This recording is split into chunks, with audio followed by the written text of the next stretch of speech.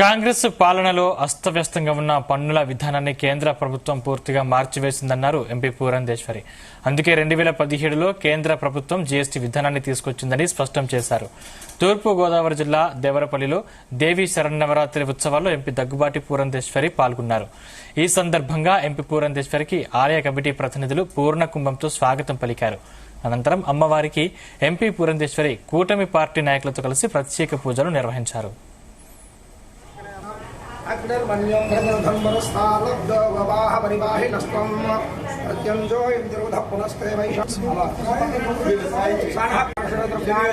దసరా శుభాకాంక్షలు తెలియజేస్తున్నాను. ఇది రెండవ రోజు దసరా పండుగ ప్రారంభమయ్యి నిన్ననే నరేంద్ర మోడీ గారు మొన్న సాయంత్రం దేశ ప్రజలందరికీ కూడా దసరా కానుకగా దీపావళి కానుకగా జీఎస్టీ మీద ఒక చాలా ప్రతిష్టాత్మకమైనటువంటి నిర్ణయాన్ని వారు తీసుకుని దేశ ప్రజలకు అందివ్వడం జరిగింది. ప్రతి రాష్ట్రంలో కూడా ట్యాక్స్ ఒక్కొక్క రకంగా ఉండటంతో రాష్ట్రంలో ఉన్నటువంటి రాష్ట్రాల యొక్క అభివృద్ధి కూడా చాలా అసమానతలు చాలా ఉండేవి. వాటన్నిటినీ సరిచేస్తూ 2017 జూలైన ఈ జీఎస్టీని ప్రవేశపెట్టడం జరిగింది.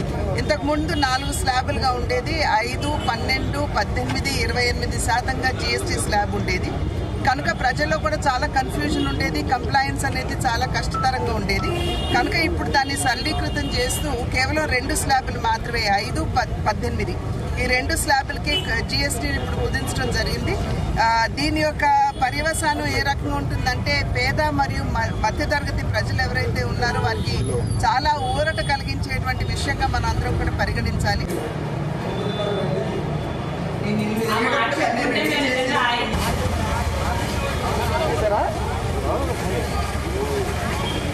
Right?